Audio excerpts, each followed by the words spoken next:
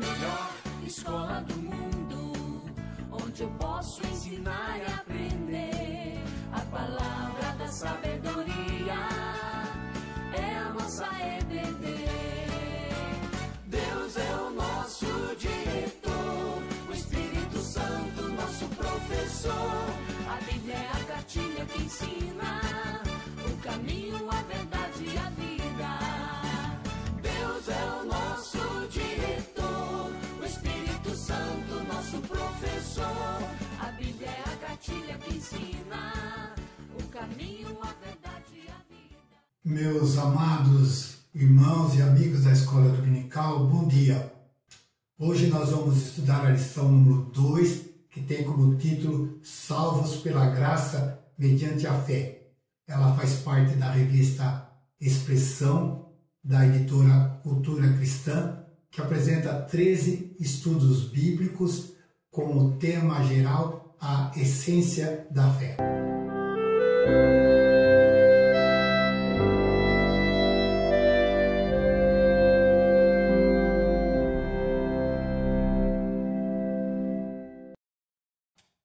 Iniciando o nosso estudo, eu quero invocar a presença de Deus para que Ele esteja dirigindo tudo o que fizermos nessa hora. Bondoso Deus, nós te damos graças por todas as tuas bênçãos. Nós te damos graças, ó Deus, pelo privilégio de podermos estudar a tua palavra. E agora, Deus, invocamos o teu Espírito Santo, que Ele esteja comunicando a tua vontade nessa lição e que ela seja importante na vida de cada um de nós, Pai. Aceita a nossa gratidão, nós oramos no nome precioso de Jesus, o nosso Salvador e Senhor. Amém.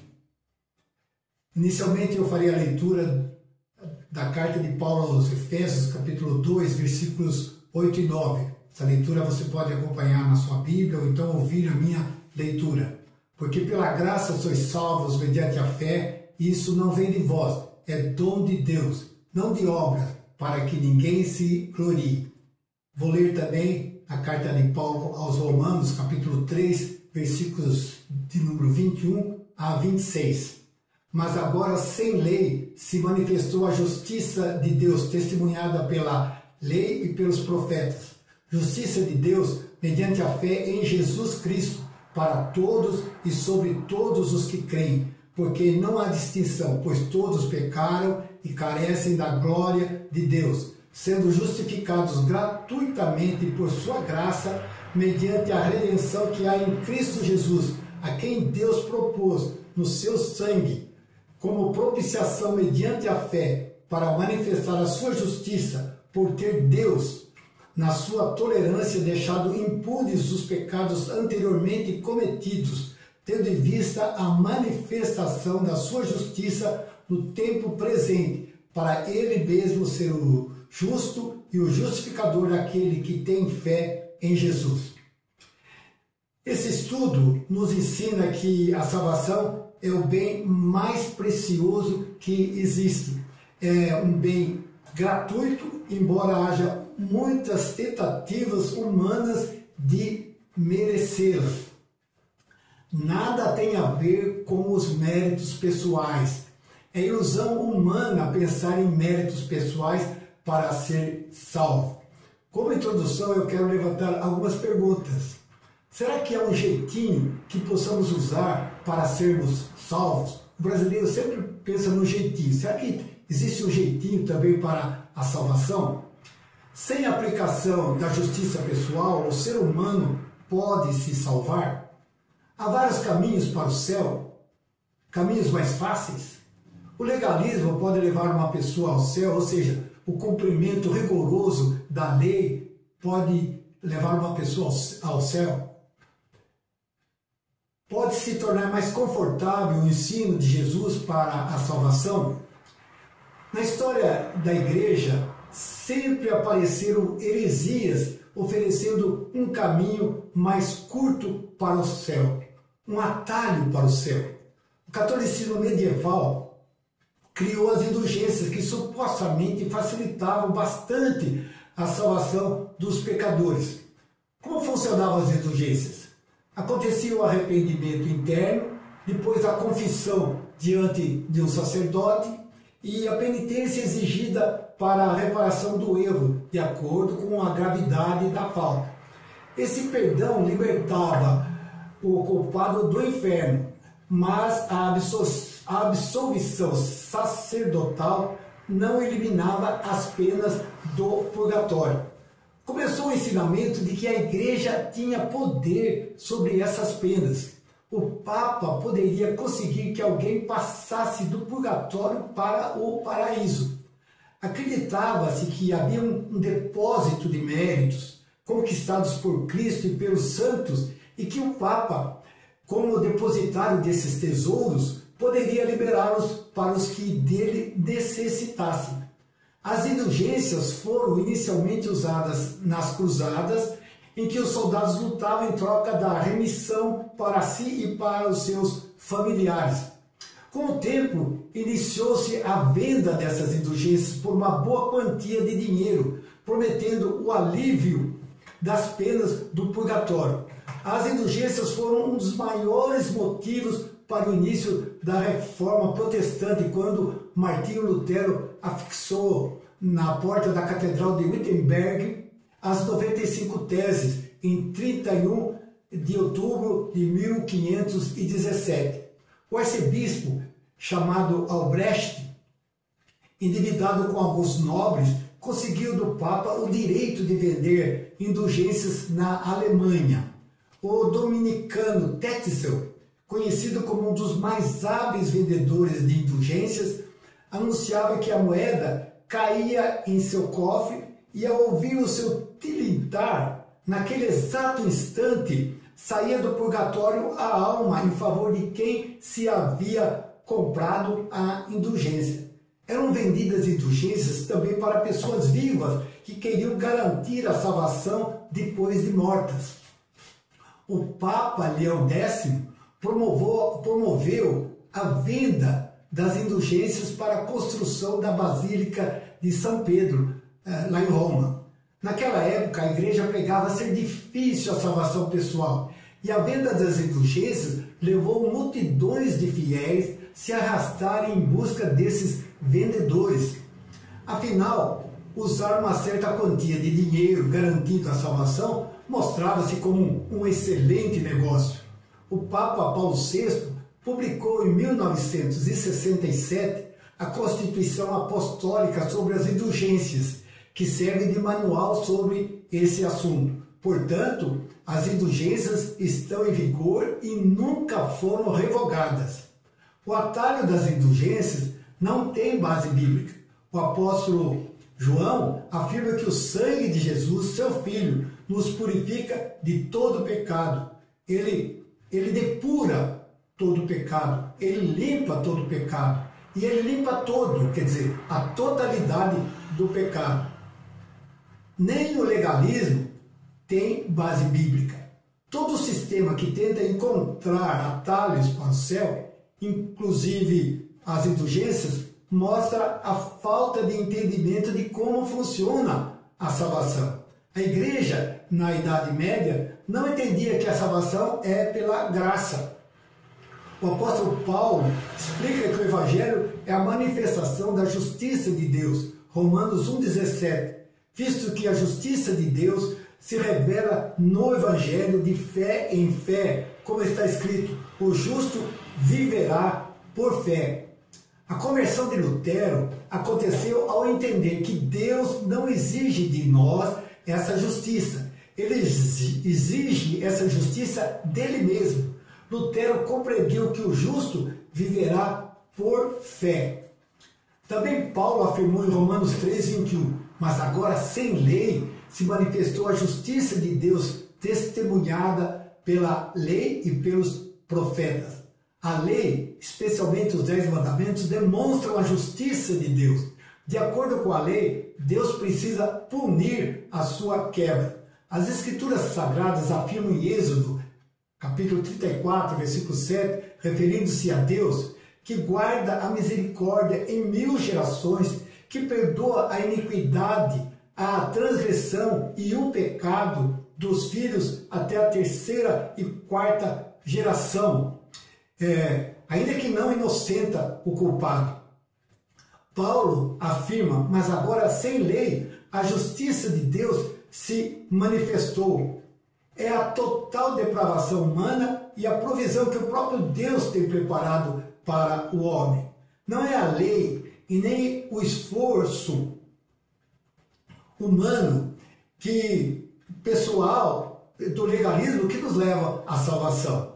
Romanos 3:20, visto que ninguém será justificado diante dele por obras da lei, em razão de que pela lei vem o pleno conhecimento do pecado. É a total depravação humana e a provisão que o próprio Deus tem preparado para o homem. É impossível guardar toda a lei, e esse não foi o caminho proposto por Deus. Tiago 2:10, pois qualquer que guarda toda a lei, mas tropeça em um só ponto, se torna culpado de todos. Então, como o homem é justificado? Gálatas 2:16, sabendo contudo que o homem não é justificado por obras da lei, e sim mediante a fé em Cristo Jesus. Também temos crido em Cristo Jesus para que fôssemos justificados pela fé em Cristo e não por obras da lei, pois por obras da lei ninguém será justificado. Somos justificados pela fé em Cristo. Então, viva pela fé. A justiça não se compra, nem se conquista. Justiça se ganha. É a justiça de Deus que é concedida mediante a fé. Esse é o único registro exigido do homem para ser salvo. Vocês se lembram que Paulo e Silas disseram ao carcereiro de Filipos que, desesperado, se jogou aos pés deles, suplicando como poderia ser salvo? Atos 16, 29 a 31. Então, o carcereiro, tendo pedido uma luz, entrou precipitadamente e, trêmulo, prostrou-se diante de Paulo e Silas. Depois, trazendo-os para fora, disse: Senhores, que devo fazer para que seja salvo? Responderam-lhe: crê no Senhor Jesus e serás salvo tu e tua casa. Paulo, ao escrever para a igreja em Éfeso, afirma com todas as letras, Efésios 2:8, porque pela graça sois salvos, mediante a fé, e isso não vem de vós, é dom de Deus. Os reformadores apregoavam sola fide, ou seja, somente pela fé é que somos salvos, mais nada, nenhum acréscimo. Afirma, porém, que nem toda a fé salva. Para Tiago, há uma fé morta que nada produz na vida do suposto crente. Tiago 2,26, porque assim como o corpo sem espírito é morto, assim também a fé sem obras é morta. Mas existe a fé salvadora. É a fé que produz diferença na vida do crente. Não é uma fé orgulhosa de suas obras. A fé salvadora tem aquele que reconhece perante Deus seu estado de completa inaptidão de agradá-lo e sua absoluta incapacidade de conquistar a vida eterna.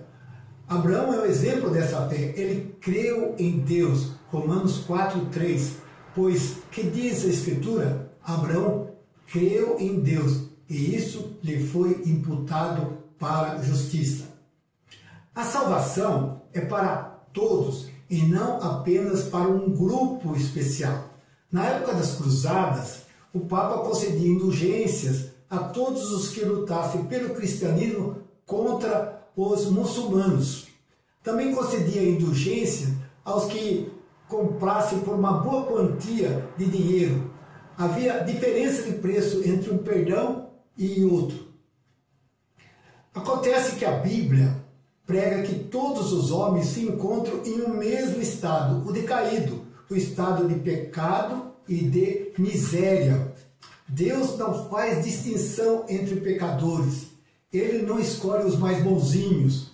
A fé salvadora em Jesus Cristo garante a salvação para todos os que creem. Todos são pecadores e absolutamente indignos da salvação, mas podem ser salvos igualmente mediante a fé. É o que encontramos nas Escrituras Sagradas, em Romanos 3, 22 e 23. justiça de Deus mediante a fé em Jesus Cristo, para todos e sobre todos os que creem, porque não há distinção, pois todos pecaram e carecem da glória de Deus. Não existe um depósito de méritos que a igreja pode acessar para conceder para algumas pessoas. Não adianta nada ao sacerdote humano absorver alguém que não foi absolvido nos céus. Também não adianta o sacerdote humano condenar alguém que foi justificado diante de Deus. A salvação é de graça, ela não é conquistada. Eu sinto, mas não é mérito meu. Romanos 3:24. Sendo justificados gratuitamente por sua graça, mediante a redenção que há em Cristo Jesus. Para ser de graça, eu não posso dar absolutamente nada em troca. Não existe troca. Não se compra a salvação. Embora eu sinta a fé, encontramos na palavra de Deus a seguinte afirmação em Efésios 2:1. Ele vos deu vida, estando vós mortos em vossos delitos e pecados. Como explicar isso, se o morto não sente fé por si mesmo? Encontramos a resposta também em Efésios 2:8, porque pela graça sois salvos, mediante a fé. E isso não vem de vós, é dom de Deus. A salvação é um dom, é um presente, que o pecador não contribui com nada, tendo apenas as mãos vazias estendidas para recebê-la. A fé faz parte do pacote da salvação. O simples ato de fé é da iniciativa divina. A fé salvadora é um dom, não uma capacidade natural pelo qual simplesmente decidimos concentrar em Cristo como um objeto de nossa confiança. Isso é maravilhoso. Observa o que Paulo registra em Colossenses 2,14. Tendo cancelado o escrito de dívida que era contra nós, que constava de ordenanças, o qual nos era prejudicial, removeu inteiramente, encravando na cruz. O que garante a nossa salvação é o sacrifício de Jesus. Essa redenção é através do sangue de Jesus. É preciso que você olhe para Jesus. É preciso que você olhe para a cruz onde Jesus morreu e pagou o preço do pecado.